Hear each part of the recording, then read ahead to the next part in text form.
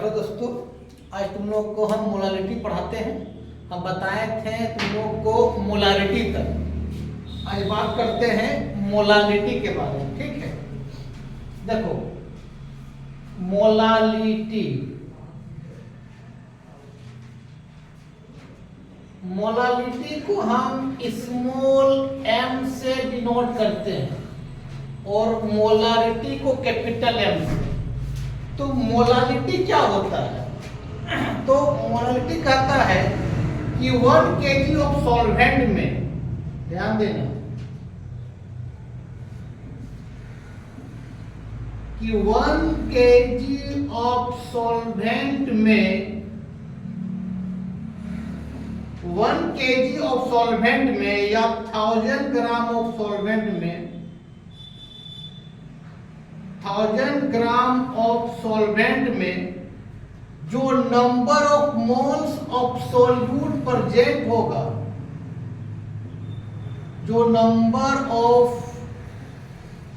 Moles of क्या solute present होगा, उस सोल्यूट का कंसंट्रेशन को हम मोलालिटी कहते हैं। तो लिख सकते हो कि number of moles of solute present in 1 kg of solvent और 1000 gram of solvent is called क्या? मोलालिटी। तो लिखो इसके बारे में कि number of moles,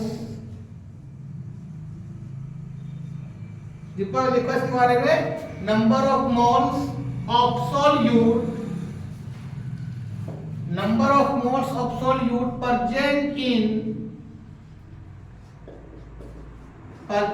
in 1 kg of solvent or 1000 gram of solvent, ठीक है। इसी को हम मोलालिटी कहते हैं।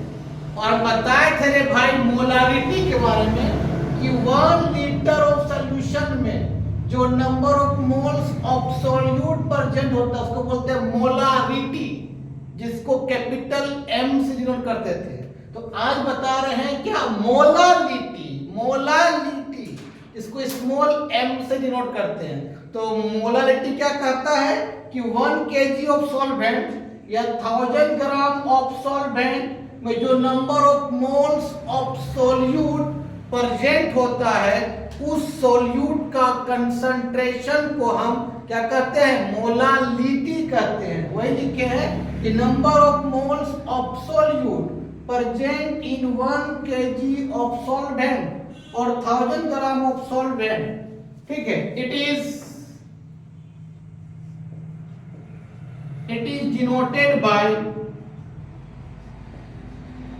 denoted by small m and the SI unit, and the SI unit is क्या होगा रे भाई? मोल पर केजी या मोल केजी इनवर्स, ठीक है। तो स्मॉल m का फॉर्मूला क्या बन जाएगा? Small m is equal to number of moles of solute, number of moles of solute by mass of solvent, mass of solvent in kg। अगर ग्राम करेंगे 1000 क्या कर देंगे? मल्टीप्लाई कर देंगे। अब तुमको मालूम है कि नंबर ऑफ मोल्स निकालने का फार्मूला क्या होता है? Given mass by molecular mass. तो यही होता है मोलालिटी कि 1 kg ऑफ सॉल्वेंट में या 1000 ग्राम ऑफ सॉल्वेंट में जो सोल्यूट का मोल प्रेजेंट होता है उसी को बोलते हैं मोलालिटी, जिसको स्मॉल m से डिनोट करते हैं। इसको स्क्रीनशॉट तुम लोग ले लो कि अगर हम रे भाई कि 1 mole of solute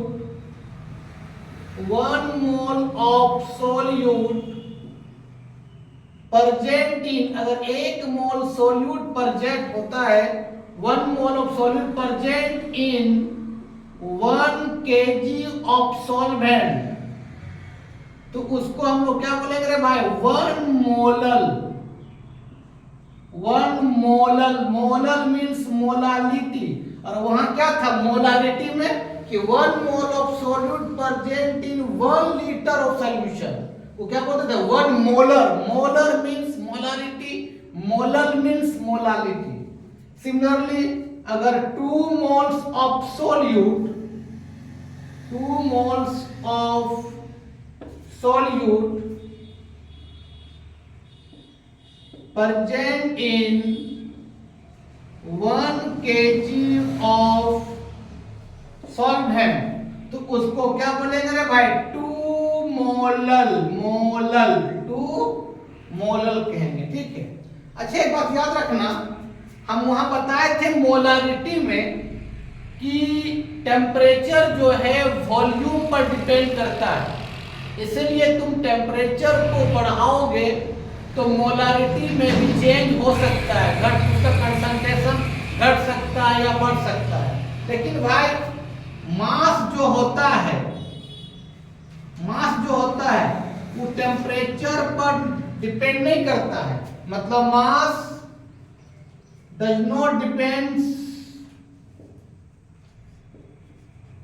depends upon क्या, टेम्परेचर। टेम्परेचर पर डिपेंड नहीं करता है मास, और मोलालिटी मास पर बात करता है। इसीलिए तुम अगर मोलालिटी, इसलिए तुम टेम्परेचर को घटाओगे या बढ़ाओगे तो मोलालिटी पर कोई फर्क नहीं पड़ेगा, लेकिन मोलारिटी पर फर्क पड़ जाता है, क्योंकि मोलारिटी बात करता है वॉल्यूम और टेम्परेचर जो है वॉल्यूम पर निर्भर होता है, ठीक है। दैट मीन तुम कह सकते हैं भाई कि मोलालिटी जो है, molality is independence of temperature, independent of temperature. वो टेम्परेचर पर निर्भर नहीं होता है, कौन, मोलालिटी, क्योंकि मोलालिटी बात करता है मास, और मास टेम्परेचर पर निर्भर नहीं करता है। लेकिन मोलारिटी जो होता है वो टेम्परेचर पर डिपेंड होता है। अगर टेम्परेचर को तुम चेंज करोगे तो मोलारिटी चेंज हो जाएगा, क्योंकि टेम्परेचर जो होता है वॉल्यूम पर निर्भर होता है, ठीक है। ये मास पर बात करता है, मास टेम्परेचर पर निर्भर नहीं होता है। इसकी स्क्रीनशॉट ले लो, तो ऑब्जेक्टिव में आ सकता है।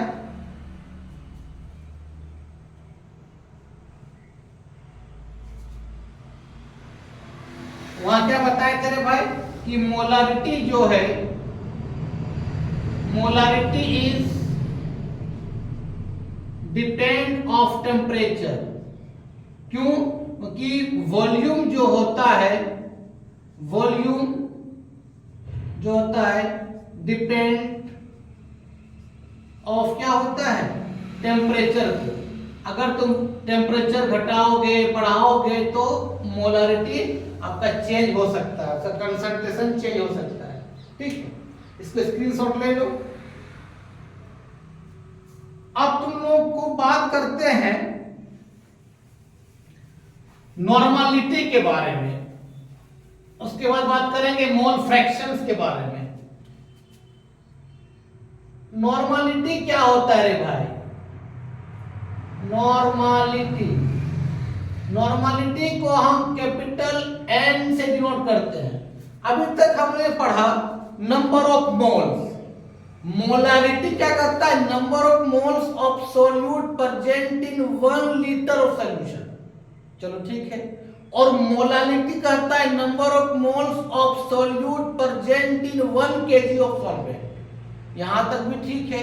फिर हमने बताया कि मोलारिटी जो है टेम्परेचर पर डिपेंड करता है, इसलिए अगर टेम्परेचर घटाओगे बढ़ाओगे तो मोलारिटी चेंज हो सकता है।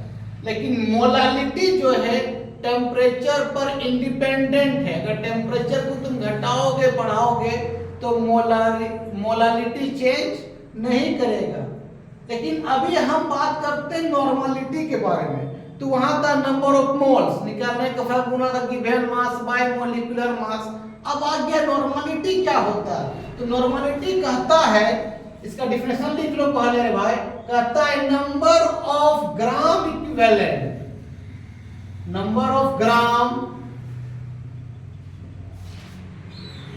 equivalent of solute, number of gram equivalent of solute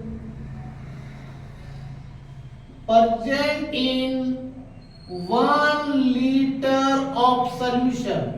भाई यहां पर भी वॉल्यूम का बात आ गया, और जहां वॉल्यूम आएगा, वॉल्यूम टेम्परेचर पर डिपेंड करता है, तो टेम्परेचर घटाओगे बढ़ाओगे तो यह नॉर्मलिटी भी चेंज कर जाएगा। जहां मास के बात आता है वहां क्या होता है, टेम्परेचर डिपेंड नहीं करता है, लेकिन यहाँ वॉल्यूम आ गया, इसका मतलब इसको भी घटाओगे बढ़ाओगे टेम्परेचर तो नॉर्मलिटी भी चेंज होगा।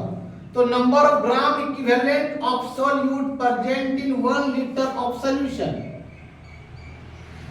इट इज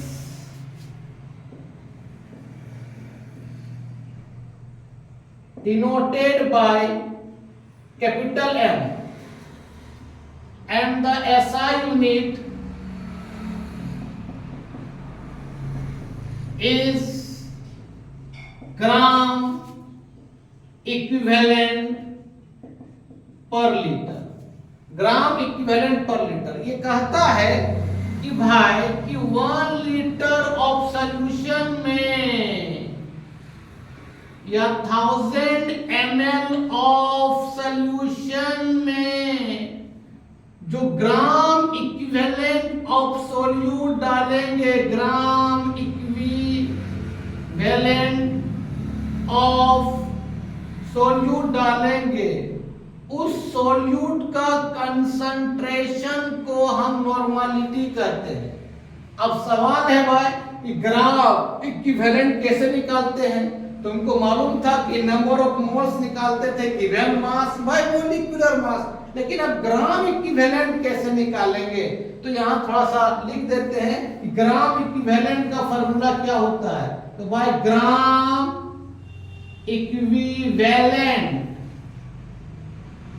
ग्राम इक्विवेलेंट का फार्मूला होता है रे भाई, ध्यान देना, given mass by equivalent weight, given mass by क्या होता है दीपक, equivalent weight होता है, ठीक है, given mass by equivalent weight। अरे बाप रे equivalent weight क्या होता है, तो याद रखना रे भाई, शॉर्ट में करते हैं, equivalent weight का फार्मूला होता है रे भाई molecular mass by n factor, molecular mass by n factor. N factor क्या है, तो याद रखना रे भाई, एन फैक्टर कुछ ऐसा कुछ चीज नहीं है कि तुम लोगों को दिक्कत होगा। एन फैक्टर का मतलब समझना कि कोई भी कंपोनेंट कितना H प्लस लूज कर रहा है, अगर एक H प्लस लूज कर रहा है उसका एन फैक्टर 1 होगा, अगर 2 H प्लस लूज कर रहा है तो उसका एन फैक्टर 2 होगा, अगर 3 H प्लस लूज कर रहा है उसका एन फैक्टर 3 होगा। उसी तरह कितना वो OH माइनस लूज कर रहा है, अगर कोई कंपोनेंट एक OH माइनस लूज कर रहा है उसका एन फैक्टर 1 होगा, अगर 2 OH माइनस लूज कर रहा है तो उसका एन फैक्टर 2 होगा, अगर 3 OH माइनस लूज कर रहा है उसका एन फैक्टर 3 होगा। अगर H plus OH minus lose नहीं कर रहा है भाई तो कितना लॉस ऑफ इलेक्ट्रॉन कर रहा है, कितना लॉस ऑफ इलेक्ट्रॉन हो रहा है या कितना गेन ऑफ इलेक्ट्रॉन हो रहा है। गेन का मतलब माइनस और लॉस का मतलब क्या, प्लस, मतलब उसमें कितना प्लस है कितना माइनस है उतना उसका एन फैक्टर हो जाएगा। जैसे अरे भाई HCl के लिए, HCl के लिए यूज क्या करेगा, H प्लस और Cl माइनस, H प्लस और क्या यूज करेगा रे भाई Cl माइनस, तो इसका एन फैक्टर 1 हो जाएगा। उसी तरह अगर लिखा रहेगा NaOH तो भाई NOH का एन फैक्टर कितना होगा, क्योंकि यूज क्या करेगा Na प्लस, क्या टूटेगा इसमें, ये पॉइंट डालने में क्या टूटेगा Na प्लस और क्या OH माइनस, तो इसका भी एन फैक्टर 1 होगा।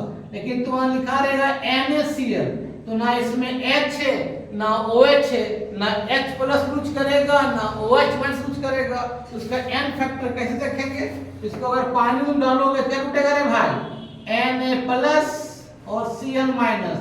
कितना प्लस से, एक प्लस से और एक माइनस से, तो इसका n फैक्टर कितना हो जाएगा, 1 हो जाएगा।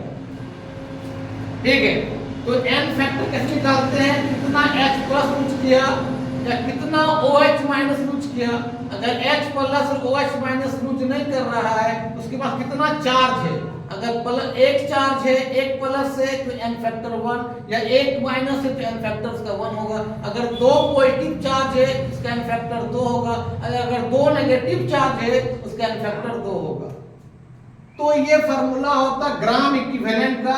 तो भाई ग्राम इक्विवेलेंट क्या फार्मूला होता है, given mass by equivalent weight, और इक्विवेलेंट वेट का फार्मूला क्या होता है भाई, molecular mass bye n factor. तो नॉर्मलिटी का फार्मूला लिख लो यहां पर रे भाई, नॉर्मलिटी इक्वल टू क्या होगा, नंबर ऑफ ग्राम इक्विवेलेंट। कहां गया था सुमित, कहां घूम रहा था रे, number of gram equivalent of solute by volume of solution in litre, रहने दो इन लीटर। अगर ml करेंगे तो 1000 से मल्टीप्लाई कर देंगे। अब नंबर ऑफ ग्राम इक्विवेलेंट कैसे निकालो बता दिए। ग्राम इक्विवेलेंट कैसे निकालते, given mass by equivalent weight, और इक्विवेलेंट वेट का formula molecular mass bye n factor, और n फैक्टर भी क्या होता है वो बता दिए। ठीक है, तो ये होता है नॉर्मलिटी। और याद रखो भाई, नॉर्मलिटी भी जो होता है, नॉर्मलिटी जो होता है टेम्परेचर पर डिपेंड होगा, डिपेंड ऑफ टेम्परेचर। क्यों रे भाई, कि नॉर्मलिटी भी बात करता है वॉल्यूम के बारे में, लीटर के बारे में, और वॉल्यूम जो होता है टेम्परेचर पर डिपेंड करता है। इसलिए तुम टेम्परेचर को घटाओगे या बढ़ाओगे तो या इसका मतलब बढ़ाना और इसका मतलब घटाना, नीचे कर दिए। तो अगर बढ़ाओगे या तो घटाओगे तो उसका भी कंसंट्रेशन चेंज हो जाएगा। अच्छा, इसका स्क्रीनशॉट ले लो बढ़िया से, यही होता है नॉर्मलिटी। देखो एक क्वेश्चन देते रे बाबू कि ग्राम इक्विवेलेंट कैसे निकालोगे रे। दीपक अगर तुम लिख देगा रे भाई 5 gram of NaOH sodium hydroxide, ठीक है दीपक, लिख देगा find the gram equivalent, gram equivalent को फाइंड आउट करो। तो भाई ग्राम इक्विवेलेंट का फार्मूला क्या होता है, तो ग्राम इक्विवेलेंट इक्विवेलेंट का फार्मूला क्या होता है रे भाई, गिवन मास बाय शॉर्ट में लिखो इक्विवेलेंट वेट। और गिवन मास कितना ग्राम दिया है रे भाई, 5 ग्राम। हमको निकालना क्या पहले, इक्विवेलेंट वेट। तो रे भाई इक्विवेलेंट वेट का फार्मूला क्या होता है रे भाई, बोलो रे मोलिकुलर मास भाई क्या होता है, n फैक्टर। अब मोलिकुलर मास देखो, सोडियम है, तुमको मालूम है सोडियम का atomic number 11, mass number 23, oxygen का atomic number 8, mass number 16, hydrogen का एटॉमिक नंबर 1 होता है, मास नंबर भी 1 होता है। तो मोलिकुलर मास सब एटम का मास को ऐड कर दो। सोडियम को कितना 23, ऑक्सीजन कितना 16, हाइड्रोजन कितना +1। और भाई n फैक्टर कैसे निकालते हैं, तो n फैक्टर क्या होगा, इसमें क्या है रे भाई, NaOH है, ये टुडे किसमें Na प्लस और क्या OH माइनस, मतलब एक OH माइनस कुछ कर रहा है तो इसका n फैक्टर कितना हो जाएगा, 1 हो जाएगा। इसको जोड़ कितना होगा, तो दीपक 16 1 40 ना, 40/1, तो यहाँ पुट कर दो, इसका इक्विवेलेंट कितना निकल गया 40, तो 5/40। इसके बाद सॉल्व कर दो, ये वाला जो वैल्यू आ जाएगा वही क्या होगा, ग्राम इक्विवेलेंट हो जाएगा।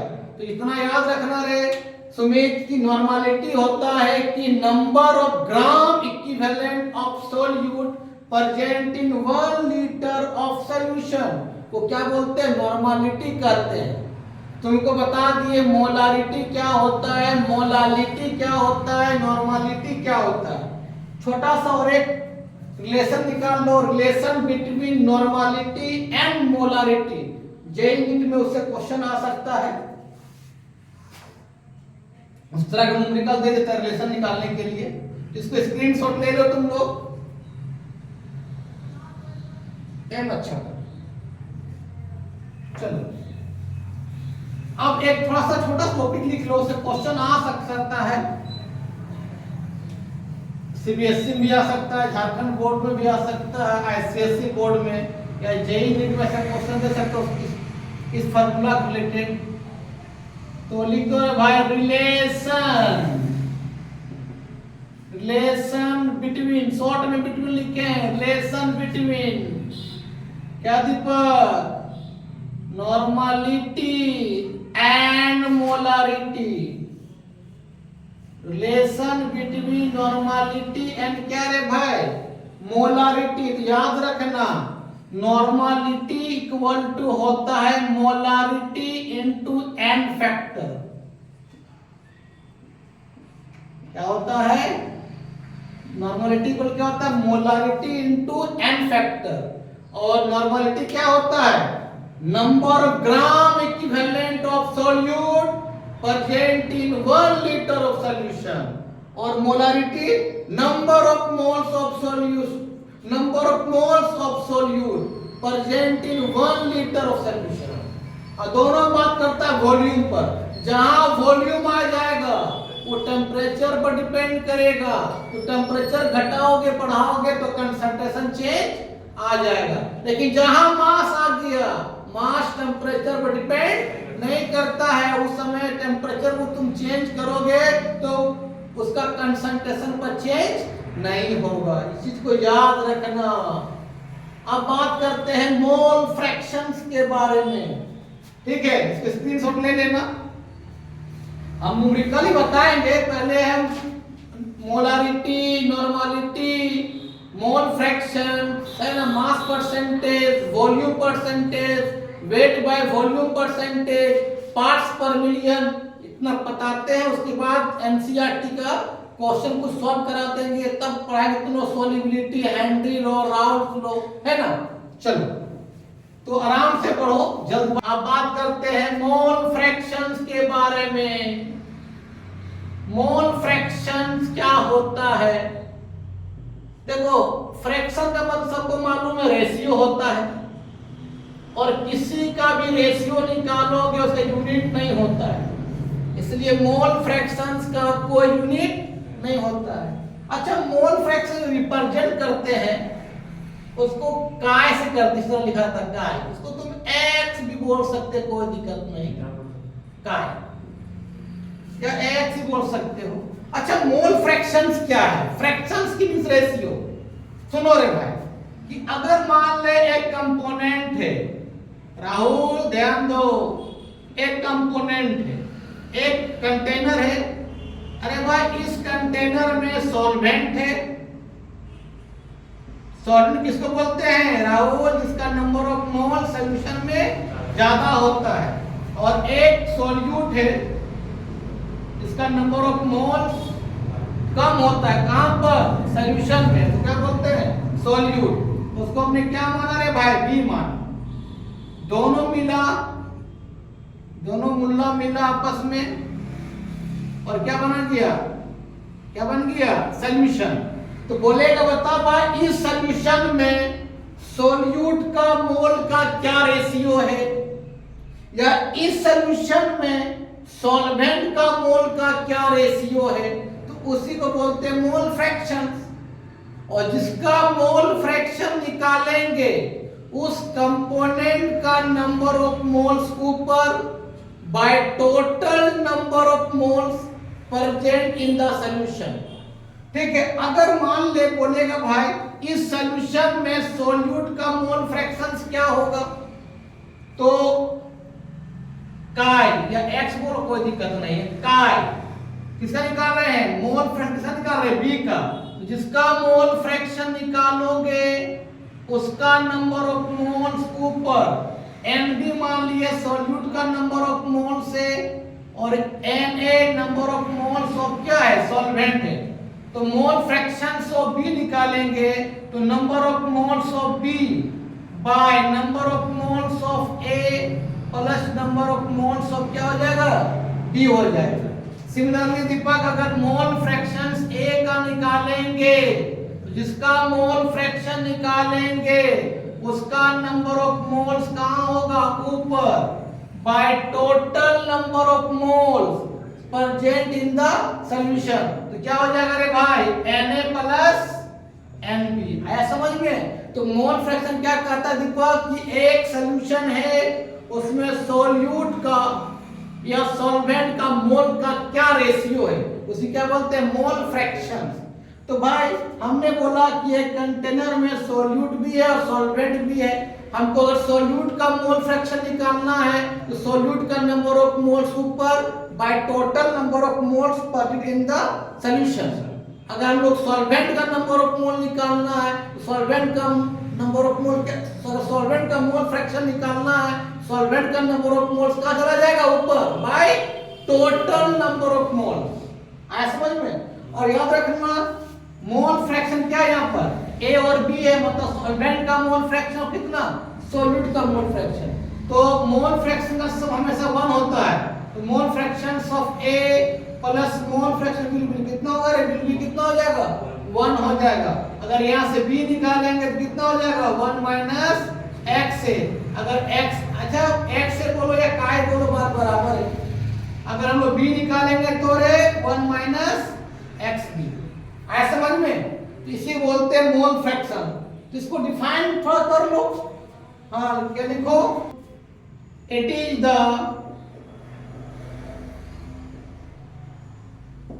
Ratio of number of moles of one component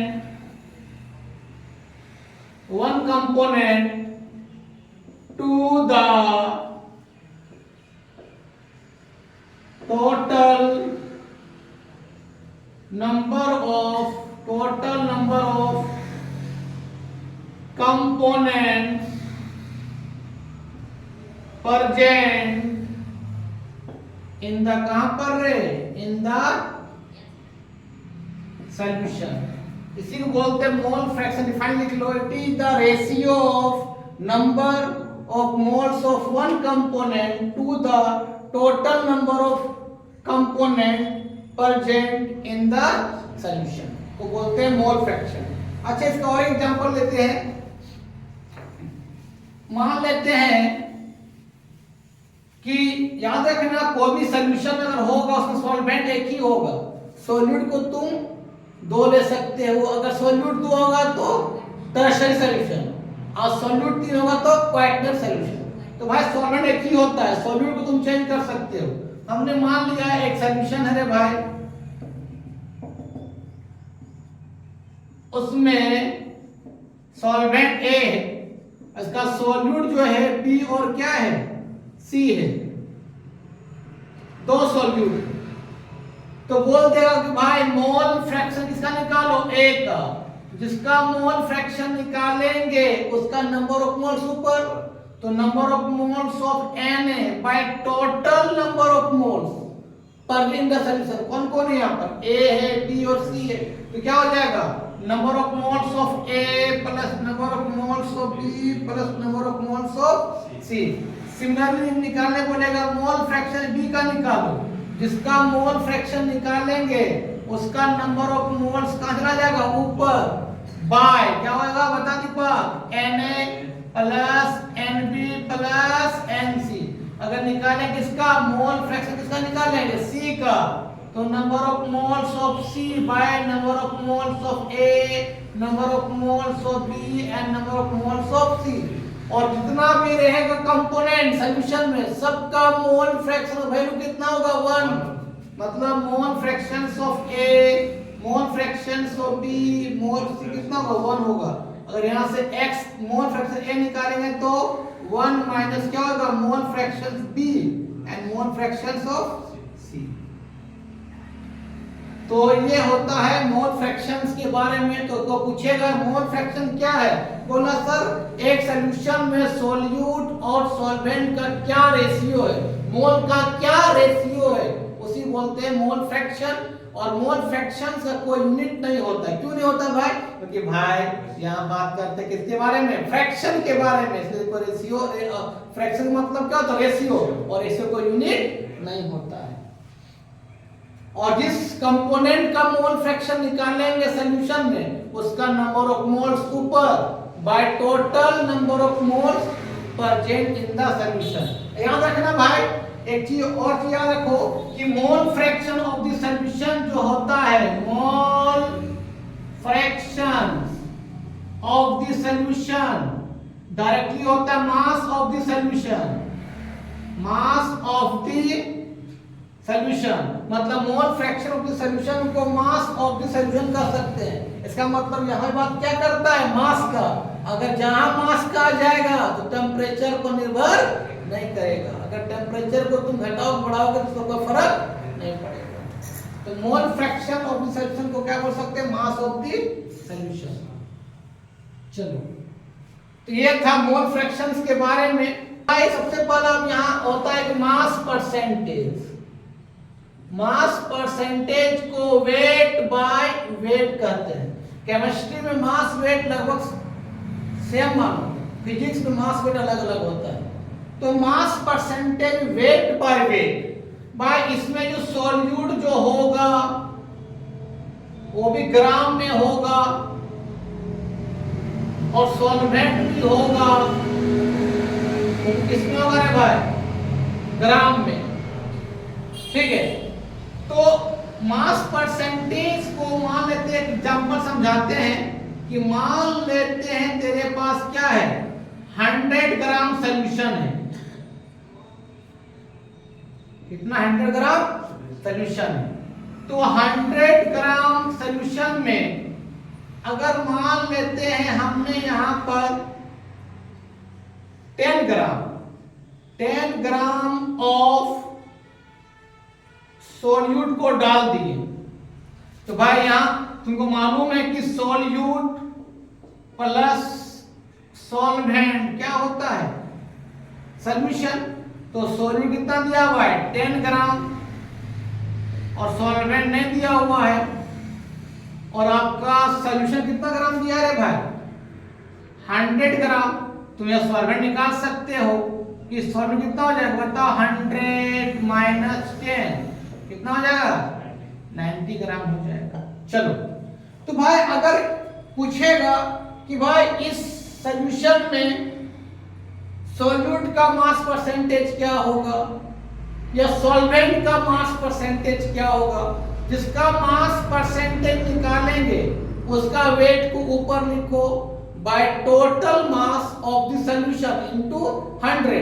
अगर मान लेते हैं रे भाई यहां लिख देते हैं, अगर निकाले पड़ेगा मास परसेंटेज ऑफ किसका निकालो रे भाई सॉल्यूट का, जिसका मास परसेंटेज निकालेंगे उसका मास ऊपर रखो, तो क्या लिखेंगे बताओ, मास ऑफ बोलो रे, मास ऑफ सॉल्यूट बाय क्या टोटल मास ऑफ क्या सॉल्यूशन इनटू 100। सिमिलरली निकालना पड़ेगा किसका रे भाई, मास परसेंटेज किसका निकालना पड़ेगा सॉल्वेंट का, जिसका मास निकालना पड़ेगा, जिसका मास परसेंटेज निकालना पड़ेगा उसका मास ऊपर बाय टोटल मास इनटू 100। क्या हो गया बताओ, मास ऑफ सॉल्वेंट बाय क्या होगा रे भाई total mass of solution into 100। इसी बोलते हैं मास परसेंटेज, इसको वेट बाय वेट बोलते हैं। इसे सॉल्यूट भी ग्राम में होगा, मास और सॉल्वेंट भी ग्राम में होगा। चलो अब मास परसेंटेज के बाद आता है वॉल्यूम परसेंटेज। क्या होता है? तो इसका भी स्क्रीनशॉट ले लो, सब छोटा छोटा चीज है, पूरा खत्म हो जाएगा। उसके बाद नेक्स्ट वीडियो में न्यूमेरिकल डालेंगे तुम लोग। चलो इसको लिख लिया। इसको लिखने के बाद तुम लिखो रे भाई वॉल्यूम परसेंटेज। क्या होता है दीपक? सुमित कहां चला गया? Volume percentage V by V।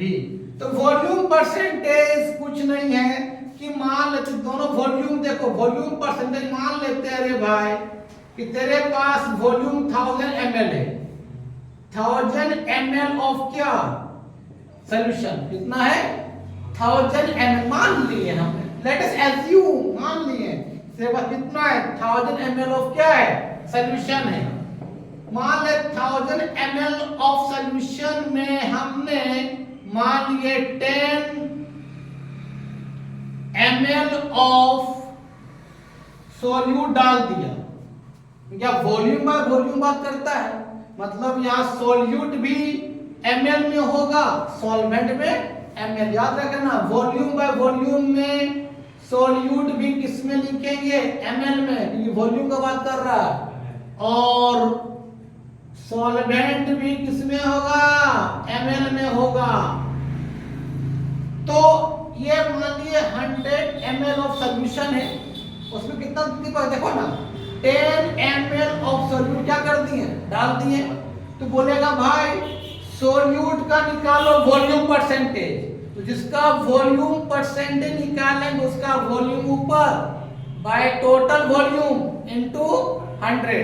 अच्छा तुमको मालूम है कि सॉल्वेंट प्लस क्या सोल्यूट कितना होता है?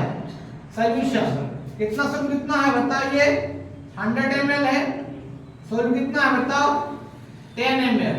तो सोल्यूट कितना हो जाएगा? x मान लेते हैं, तो x कितना हो जाएगा बताओ? 100 माइनस 10 मतलब x कितना हो जाएगा? 90 ml। मतलब सॉल्वेंट कितना ml होगा? 90 ml। कोई दिक्कत? तो भाई इस सॉल्यूशन में वॉल्यूम, इस सोल्यूट का निकालो वॉल्यूम परसेंटेज। कैसे निकालेंगे? वॉल्यूम परसेंटेज ऑफ सोल्यूट, जिसका वॉल्यूम परसेंटेज निकाल लेंगे उसका वॉल्यूम ऊपर बाय टोटल वॉल्यूम इनटू 100। लिख लो, क्या लिखेंगे बताओ? वॉल्यूम ऑफ सोल्यूट बाय क्या लिखोगे रे भाई? टोटल वॉल्यूम ऑफ, मतलब volume of solute plus volume of solvent, उसी बोलते सॉल्यूशन, इनटू क्या 100% की बात करता है। अगर निकालने बोलेगा वॉल्यूम परसेंटेज, किसका निकालो दीपक? सॉल्वेंट का। कैसे निकालेंगे? वॉल्यूम ऑफ, बोलो, solvent by total volume of into 100 हो गया वॉल्यूम परसेंटेज। अब बात करते हैं वेट बाय वॉल्यूम। इसको भी स्क्रीनशॉट ले लो थोड़ा। Weight by volume. तो वेट बाय वॉल्यूम क्या होता है? W by V। मतलब यहां वेट जो होगा ग्राम में होगा, वो कौन होगा? सोल्यूट होगा। और V क्या होगा? Volume of solution. किस में होगा? ml में होगा। तो मान लेते हैं रे भाई एक कंटेनर है, उसमें 100 ml ऑफ क्या है? सॉल्यूशन। ठीक है, इसमें मान लेते हैं हमने क्या किया? 5 ग्राम और क्या दिया? सोल्यूट। अब सवाल आ गया तुमको कि निकालिए क्या? सोल्यूट का क्या निकालिए? Wait by volume percentage. क्या निकालिए? सोल्यूट का क्या निकालिए? Wait by volume percent. कैसे निकालेंगे बताओ? वेट बाय वॉल्यूम परसेंटेज किसका निकालना है रे? सॉल्यूट का। जिसका निकालेंगे उसका वेट कहाँ चला जाएगा? ऊपर। मतलब मास या वेट को लिखना है क्योंकि मास वेट यहाँ पर केमिस्ट्री में सेम होता है। तो mass of solute by volume of क्या रे? Volume of solution into 100। तो ये तेरा किसका होता है? वेट बाय वॉल्यूम परसेंटेज किसका? सॉल्यूट का। मास इक्वल टू वेट लिख दो। Mass of solute. जैसे मास को वेट करते हैं। हाँ, केमिस्ट्री में मास लिखो या वेट लिखो, बोथ आर सेम। ये फिजिक्स नहीं है कि मास अलग होगा वेट अलग होगा, ठीक है। तो वेट बाय वॉल्यूम परसेंटेज समझ में आ गया कि भाई इसमें सॉल्यूट ग्राम में होगा, वो कहाँ जाएगा? वो सॉल्यूशन के अंदर जाएगा। तो सॉल्यूट का अगर वेट बाय वॉल्यूम परसेंट निकालेंगे, सॉल्यूट का वेट ऊपर by volume of solution into 100। चलो आप समझ में आ गया, इसको इसका भी स्क्रीनशॉट ले लो। चलो अब बात करते हैं पार्ट्स पर मिलियन के बारे में। पार्ट्स रोशन कहा ऐसा करता है रे? पार्ट्स पर मिलियन, शॉर्ट में क्या बोलते हैं? पीपीएम। अरे मिलियन का मतलब कितना होता है? 10 लाख 10 के पावर 6। तो पार्ट्स पर मिलियन का यूज करते हैं जब सॉल्यूशन में सोल्यूट की मात्रा ना के बराबर होता है, तब क्या यूज करते हैं? पार्ट्स पर मिलियन। कोई लिख देगा रे भाई कि अरे बाबा 2 ppm का मतलब क्या होता है? इसका मतलब क्या होगा कि 2 gram of solute present to कितना? 10 की पावर 6 ग्राम ऑफ क्या रे? सॉल्यूशन। अगर वो पूछेगा बताओ 3 ppm का मतलब क्या होता है, क्या लिखोगे दीपक? कि 3 ग्राम ऑफ सोल्यूट प्रेजेंट का 10 की पावर 6 ग्राम ऑफ क्या? सॉल्यूशन। तो पार्ट्स पर मिलियन तब यूज करते हैं जब सॉल्यूशन में सोल्यूट का मात्रा ना के बराबर होता है। मतलब 1 पार्ट ऑफ सोल्यूट 10 की power 6 part of the solution. इसका फार्मूला निकल के क्या आता है रे भाई? पीपीएम। ठीक है, लिख के रे पीपीएम क्या होता है? Mass of solute by mass of solution into 10 के पावर 6। ये पार्ट्स पर मिलियन का फॉर्मूला होता है। ये होता है पार्ट्स पर मिलियन। तो आज दोस्तों यहीं तक वीडियो को एंड करते हैं। अब नेक्स्ट वीडियो में हम एनसीईआरटी का न्यूमेरिकल सॉल्व करेंगे। Molarity, molality, normality, mole fraction, mass percentage, है ना, वेट बाय वॉल्यूम परसेंटेज और वॉल्यूम बाय वॉल्यूम परसेंटेज या पार्ट्स पर मिलियन, इसके बारे में न्यूमेरिकल बताएंगे तुम लोगों को, ठीक है। तुम लोग आज क्या क्या बताओ बताएं molality, normality, mole fraction, relation between क्या मोलारिटी या normality, mass percentage, volume percentage, weight by volume percentage, parts पर मिलियन बताएं। अब नेक्स्ट वीडियो में तुम लोग क्या बात करेंगे? न्यूमेरिकल्स बात करेंगे। एनसीईआरटी का न्यूमेरिकल जो है मोलारिटी के रिलेटेड होगा, नॉर्मलिटी के रिलेटेड होगा, मोल फ्रैक्शन के रिलेटेड होगा, मास परसेंटेज के रिलेटेड होगा, पार्ट्स पर मिलियन के रिलेटेड जो न्यूमेरिकल होगा उसको हम सॉल्व कराते हैं, ठीक है। आज के वीडियो यही खत्म होता है। तुम लोग देखो वीडियो और जो कुछ समझ में नहीं आता है बताना तुम लोग, ठीक है। दीपक कोई दिक्कत नहीं। Bye bye.